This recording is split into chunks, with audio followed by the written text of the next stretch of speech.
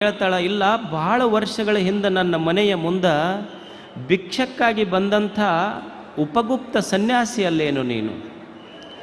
ಆವಾಗ ಆಕೆ ಹೇಳ್ತಾಳ, ಹೌದು, ನಾನು ಉಪಗುಪ್ತ ಸನ್ಯಾಸಿ, ನಿನ್ನ ಮನೆಯ ಮುಂದೆ ಭಿಕ್ಷೆಗೆ ಬಂದಿದ್ದೆ ಅಂತ.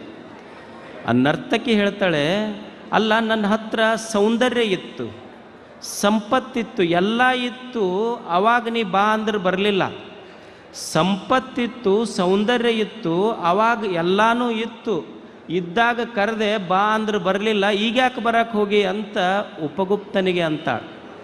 ಆವಾಗ ಸನ್ಯಾಸಿ ಅಂತಾನ, ನಿನ್ನ ಹತ್ರ ಎಲ್ಲ ಇದ್ದಾಗ ಬಂದವ ಗುರು ಆಗೋದಿಲ್ಲ, ನೀ ಬಿದ್ದಾಗ ಬಂದು ಎತ್ತವನು ನಿಜವಾದ ಗುರು ಆಗ್ತಾನೆ. ಇದು ಸನ್ಯಾಸ ಧರ್ಮ.